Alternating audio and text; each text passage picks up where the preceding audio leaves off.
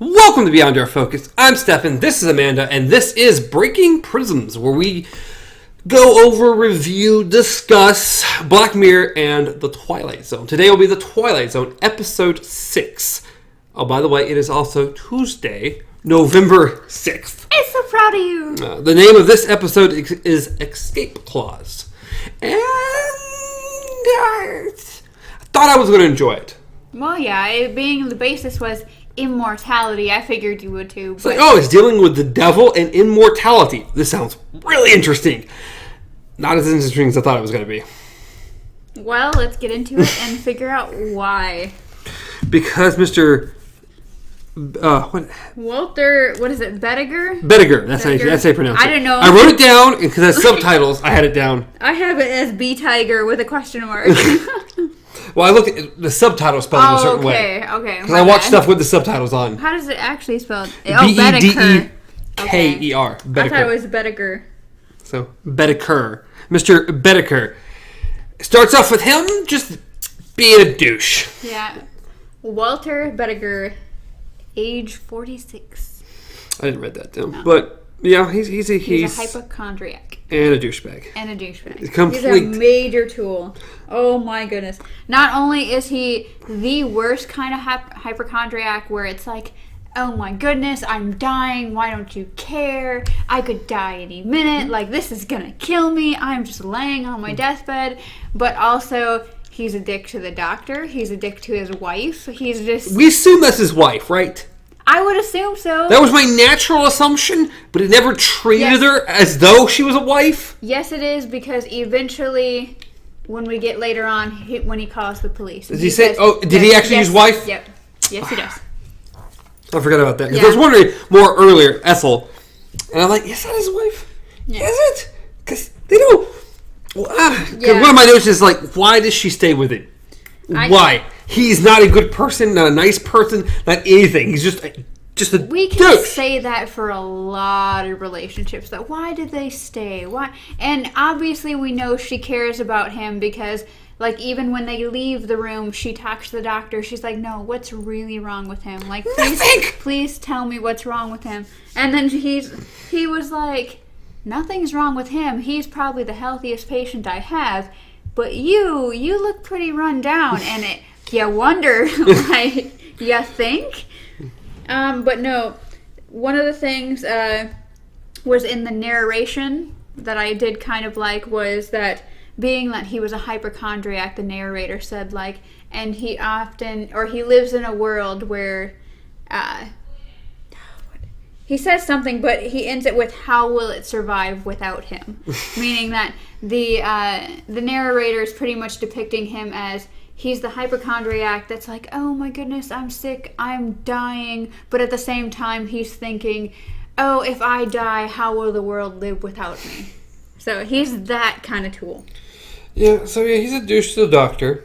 Doctor tells him nothing's wrong. He walks out. One of the little lines I wrote down, because I just really liked it. As she was out there talking to the doctor, he's like, there's a draft in here. And I feel a coma coming on. It's like...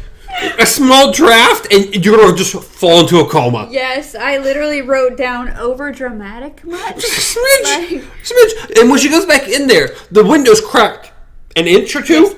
Yes. I love his little scarf. He has a scarf that he keeps around his neck, but he had it over his head like an old lady. You swear he was on his deathbed. Yeah, because he was literally laying there, and he's just like, like, I'm dying here and nobody cares. And the thing is that he calls her a whispering woman. Yes. She's literally talking the same thing, like same level. He's like, there you go, whispering again. Like, no one, doctor, you want to know what's wrong with me? Like, look at there. And she just can't wait for me to die. Yeah, and I'm just like, what is wrong with you? Yeah, he's like 10 shades of, oh my goodness. Yeah, he's terrible. He's absolutely terrible. We'll say he reacts better than good old Lou did when the devil shows up. Well, Lou met a Grim Reaper, and fine. this guy flat out met the devil, and he was still like, hey. I mean, he didn't act like horribly surprised. Yeah. But he was more surprised than Lou ever was. Lou was like, can I sell you something? Or please. Well, what you doing? Like, and also interesting that the Grim Reaper and the devil, both depicted these, look like normal guys. And wearing suits. Wearing suits. Normal fellas wearing suits. The devil refers to himself as, big name here. I can't. Cadwallader? Cadwallader, yeah. Cadwallers? Yeah. It was in the... Cadwallader. Yeah, I don't know. It's a big word. Like, that's an interesting name, buddy. But he's like... But that's the... I liked the devil in this one. Oh, I liked him, yeah. Yeah, he was the great acting, and he's like, but at least that's the name I choose today. Like, yeah. Very smooth, very mischievous. Meanwhile, our derpy doodah day boy over there. Bedecker? Yeah. He just... Everything about him bothered me. I'm sorry. Yeah, I agree with you. I didn't like him an ounce through this entire episode. Not even a little bit. No. I kind of just wish he would have just fell out the window. But, because that was another thing, is he was...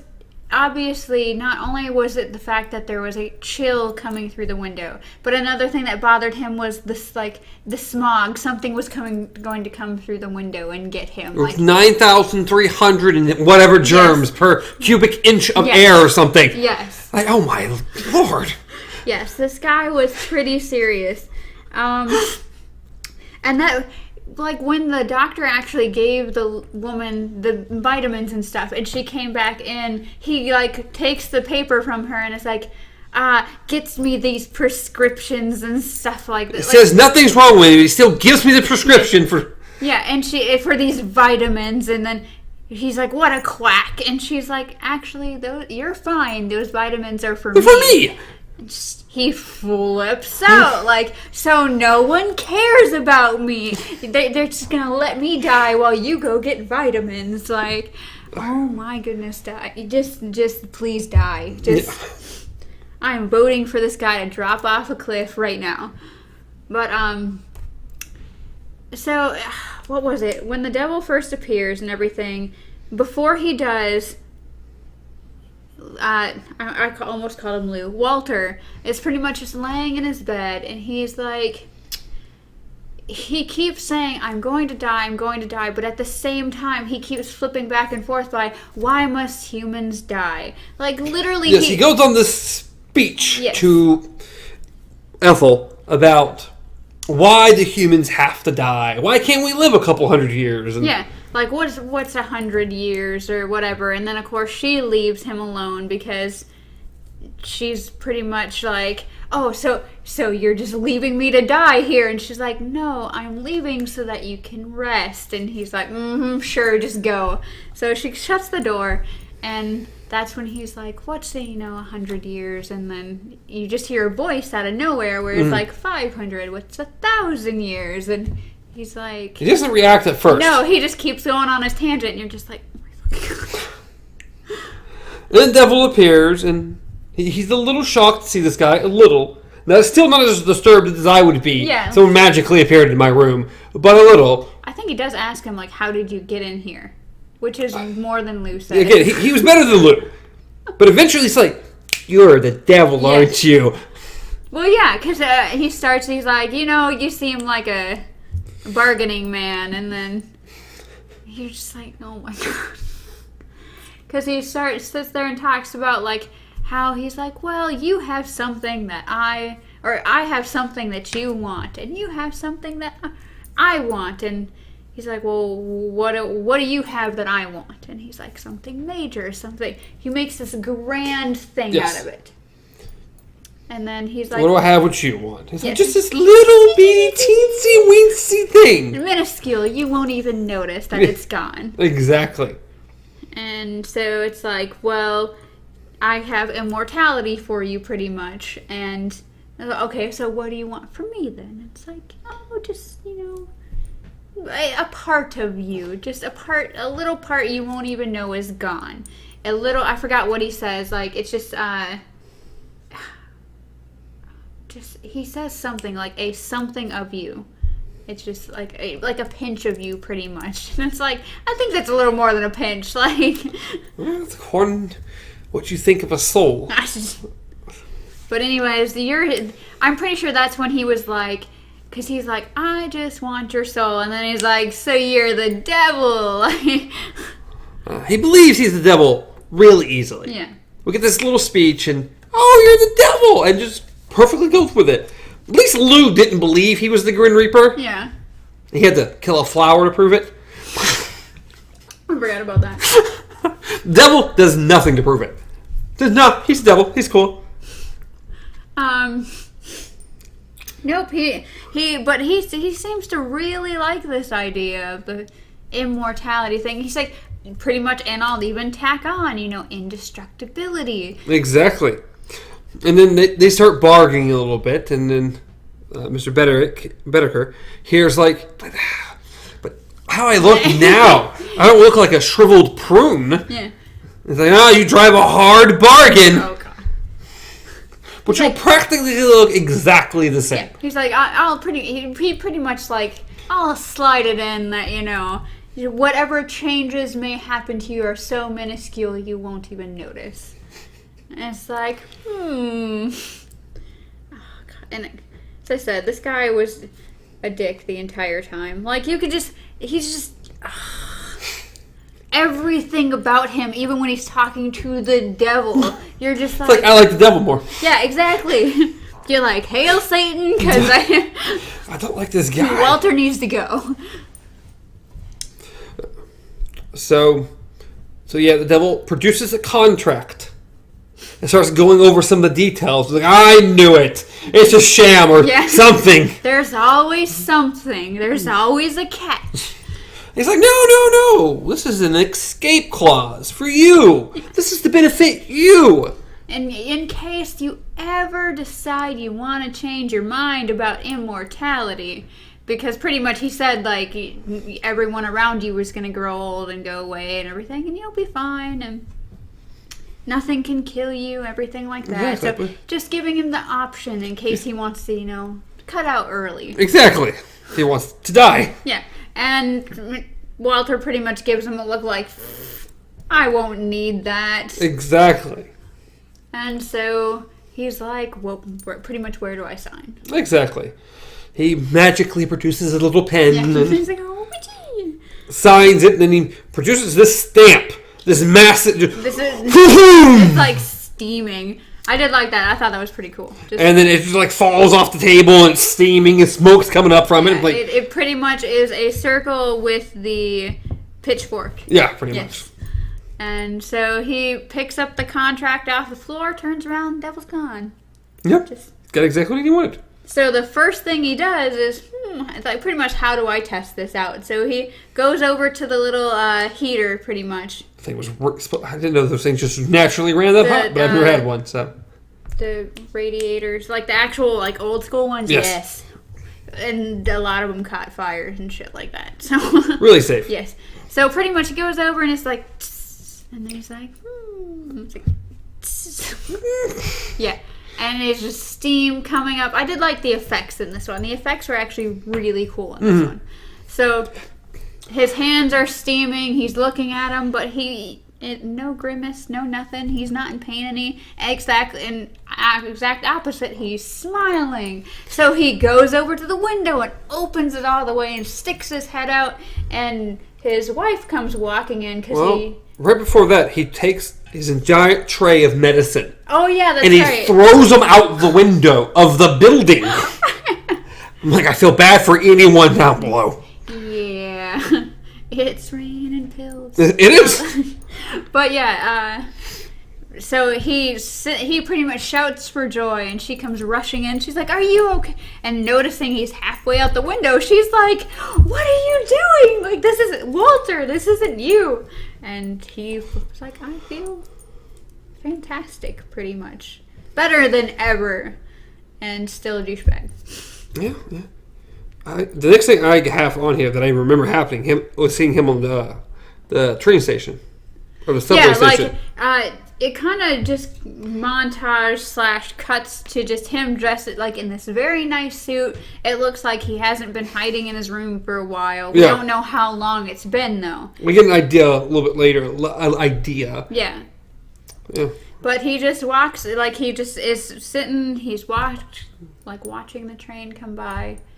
And just jumps down the tracks. Just woo! And everybody's screaming. This woman faints. Oh, she. And so you watch the train go by and go and go and go, and then everyone peeks down, and he's just laying there. His suit's all ripped up and charred. Yeah, and he just kind of climbs back up. He's all perfectly fine and dandy. Yeah, he's just like. Get some help up, and I forgot what did they say. What did they say to them? Because he's just like, he's like, "Are you okay, mister?" And he's pretty much like, "You better call your adjustment. What is it? You better call your insurance adjustment. Pretty much, you better call your insurance agent." So you can tell something fishy's going on. Yeah. Then we get back to his apartment where. Turns out he's kind of running a scam. Oh, he's totally running a scam. According to this, he's been in 14 accidents. Because this guy gets him to sign for a check. And as he's doing that, he goes to leave. And another guy's coming in for a bus accident. Yes. Because he's like, okay, so I expect my check early in the morning. And he's like, yep, first thing tomorrow. And he's like, okay. And then the next guy comes in. And like, first they meet each other at the door. And he's like... Hey, you two? And he's like, yeah, bus accident. Mm-hmm. He's like, you guys know each other, huh? So they leave, and then he comes in with his check, and he's like, I expect this is my check. Yeah, okay, sign here. He's like, okay, well, now make a hurried exit because you bore me. Mm-hmm. I'm like, oh my god. Oh, he's a douche. And then he starts talking to Ethel again about how he's just bored with everything. Yes. He's like, what's the point of this if, there's no excitement? I'm like, buddy, okay, 14 accidents. You've not been this long. You've had immortality for what, maybe a week? And you're just bored of everything. This is not good. It's not fun. I can't kill myself because I have immortality and indestructibility, so I'm bored because I can't. Come on. We'll get to that in a minute. Pretty much, it's just like he's bored with life now because he goes on to say, he's like, at least when I was sick, there was expectancy, like I could die any minute. Like he was just like, there was urgency and just, there was a thrill or there was a rush or something like that. Pretty much like, there was nothing to do now because he wasn't dying. That's so weird. It's like, why can't you just live your life? That's the point anyway. That's what you normal people do. They go to their day-to-day. You found out this scam, you're going to be rich, you're going to be able to do what you want, and just enjoy life. Don't enjoy trying to die. Apparently, he needed thrills. He's like, yeah. You know what I'm gonna do? What if I were to jump off the building? And of course, Ethel doesn't know that he's immortal. She's like, you should be blessed. Like it's been in 14 accidents. That's a miracle, pretty much. Mm-hmm. And he's like, I'm bored. Like, what if I were to just jump off this building? Was it 14 floors? And just don't know. Right into the pavement. And she's horrified because he's sitting here talking about killing himself. She doesn't know what's going on. She doesn't know that he can't die. So obviously he walks up to the roof and she follows him. That she does. And in the most non-climactic way ever. She's like, don't do it. And he starts walking closer to the edge of the roof. And she's like, no. And then she just backs up and just casually falls over the ledge. So easily. Falls off the building. It's not even funny how easily it was. Like, there's not even a thud, like, where there was a ledge or something. It was just like as though it was flat. Yeah. It was just, you just hear do-do-do-da. and she falls off this building. He doesn't care. No, apparently he just doesn't care about anything or anyone. Literally, he stops, looks down, goes, and then just gets this big grin on his face. Like, dude, what the fuck is wrong with you? Your wife just fell off a building. He's just like, ding, light bulb. And next thing you know, he's picking up the phone, lighting himself a cigarette. And he's like, hi, police. And you're thinking, oh, okay, so he's calling the police to, come get her. Like, oh, hey, there's been an accident. Mm-hmm. I almost thought where I thought this was going was that he was going to go after the building complex. Like, you guys don't have railings or anything. Anyone could just fall off. That's where I thought this was going at first. Then I was like, no, there's got to be a downside to this. Otherwise, what was the point of this episode? And then sure enough, he's like, police... yeah, I'd like to, I'd like to let you know, I just killed my wife. Can you come over? Exactly. Very casually, just, I killed my wife. Do you think you could get over here? Yeah. Yeah, I'll be right here when you get here. Because he's like, my name is Walter Bedeker. He's like, I'm at this address. I need you guys here right now. Well, I just killed my wife. Yes, I'll stay right here. Exactly. It's cool with everything. Thing is, he didn't kill her, but he wanted the police to believe he did. Yes. All because and then he hangs up and he's like, gonna give the electric chair a whirl. Exactly. All this so he can try out the electric chair to die. I'm like, buddy, you're so weird. This whole episode is so weird. Instead of using immortality for anything interesting, your only goal is to try to kill yourself while you're immortal? What? So, of course, next thing you know, he's in the jail cell, everything like that. Well, I think the first thing is he's talking to his lawyer, I assume. Yeah, we see he thinks he's through the glass or whatever it is. And he's like, you are the strangest case I've had. Well, yeah. He's like, you don't need to worry about it. Like, it's like, you're going to get a guilty verdict. It's like, that's fine. Yep, that's cool. It's like... He's like, it's okay, we're going to get to the bottom of this. I'll figure you out. And he's like, don't bother. Yeah, so we go, to the courtroom? Mm-hmm. To where they give their verdict. Of course, he's guilty. And the sentencing is life in prison. Yeah. Of which the lawyer's like, we did a good job. You're not getting the electric chair. Life in prison, that's a win. And he's like, oh, crap. Yeah. The plan backfired by a lot. And then you see him in his jail cell. He looks miserable. The prison guard comes in to bring him his food. And he's like, hey, don't worry about it. It's like, what's 45 years? Or like 45 years, maybe even sooner. Like, what's that to you guys? Like, to you, you'll be out in no time. And it's just like, no, not for him. I don't know. This whole episode was weird.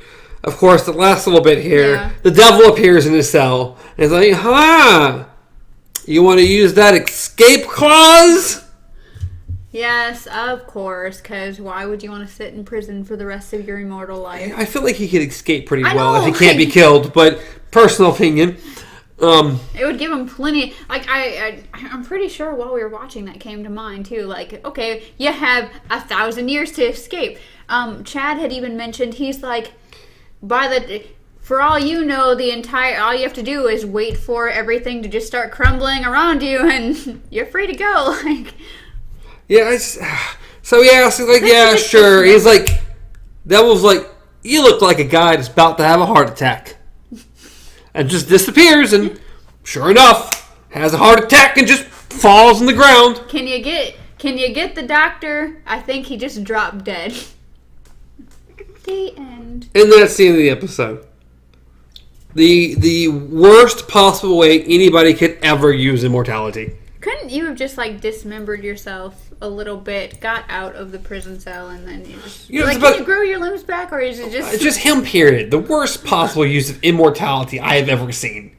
Because Because if you're indestructible, does that mean, like, if you try to cut yourself, the knife breaks? Or does that mean you grow, like, I don't know. I think indestructible. I think it would be the knife breaks. The knife Basically breaks. kind of like Superman would be my thing. So, you just dislocate some body parts, go and then... Well, even if you have to, like, fight people, it's not like it can hurt you. They can't shoot you or anything. You could get out. You can't die and you cannot be hurt. We're also talking about a pansy douchebag, too, so... Well, I don't know. This episode was okay. It was an okay episode. I liked the effects. I liked the devil, hated the main character. Thought he was probably the best character besides poor little Ethel, and Ethel ends up... She probably ends up with the better deal in this, because at that point I'd rather jump off the fucking roof. Because I'm sorry, if I have to live with that person for the rest of my life, he may live forever. But I don't know. It was an interesting episode. Not one I particularly cared for, but to me, it's like the only thing I could understand is that, of course, death or killing himself or his indestructibility is going to be the only thing he focuses on because it's all he did in his life. Like, it didn't really show him going to work. For all we know, Ethel could have been the one, bringing home the bacon. Like, all we know is he stayed in his bed, he whined like a little bitch, and for all we know, that could have been his life. So immortality, of course, is going to be boring for you, because all you're going to do is just be like, wait, no, I'm not dying because I can't die. I should try to figure out how to die in as many ways as possible. I don't know. He's a hypochondriac. What do you think he's going to do? It's a boring episode. The boring use of immortality. Well, yes, definitely a boring use of immortality. I don't like the way the episode ended as far as just like it just being that quick and sudden. I think the devil... As far as I know, the devil's purpose was to claim his soul, and that's why it had the escape clause, because that's an easy way to get a soul right there. Like, I know you're going to fuck up because you're an idiot, but at the same time, I think that he should have just let him rot. Been like, I'll get your soul when you know. No, that's the point of the escape clause. I know. They know when he died, he'd get the soul, and he would use it, and blah, blah, blah, so... I don't know. I think at that point, I would have just been like, I'm going to go get that poor sap soul over there. I'm going to let you sit for a bit and just think about what the hell you just did. I don't know. I think this episode had a lot of potential, and it just squandered it, personally. Well, that's the main... I don't know. I think the main character should have suffered more. He was an asshole. He was. I don't know. Not my favorite episode at all. No. One of my least favorite episodes of the Twilight Zone so far. My top least favorite one was 16mm. Yeah, I mean... Boring. It was a lot slower, not a lot happened. But it wasn't... I still liked what story they tried to tell out of it, understood it, to where I didn't like this character in this one, even though... I don't know. I liked this one better because it had a plot that felt like the Twilight Zone, not like I was watching an old-timey movie. Well, there is that. That by the end of it ended up in the Twilight Zone, but nothing else like... Well, I agree. This one felt more Twilight Zone-ish. But, yeah. Hail Satan. Hail Satan. Hail. Yeah. Okay. Let's get past the Hail Satans. And... If anybody takes anything away from this podcast, it's going to be that. We're just going to have little voice clips everywhere. Hail Satan! Oh, because that's... that devil-worshipping podcast. It's like, see, this is what they do! You and your... I promise there's worse things we've talked about on the podcast at this point. Pushing children in front of cars and... Becoming serial killers and fun stuff like that. Lots of fun stuff we talk about. How would we kill people? Yes. Anyways, that's the end of the episode. Hope you enjoy. Throw a like, comment, subscribe to the channel. Dislike it if you didn't like it. If you don't like us talk about Satan. Hail Satan. But as always now, you can reach me at Stars Untraveled. You can reach Amanda at KZ Pup. Reach the show at Beyond Our Focus on Facebook, on Twitter, on Instagram. Think that's it? You can also watch us on YouTube, and you can always listen to us on podcast services. Quite a few of them. But You'll just hear weird, strange noises that you don't exactly know what's going on, or you can watch us make weird faces and yell at each other and laugh. And you can watch all the other stuff on the channel as well, and by this point, we should have a fancy comic up. How dare you say that? Cut. We're leaving. Goodbye. We should the outro. We should have the outro. Long days and pleasant nights, everybody. Till next time. Long days and pleasant nights.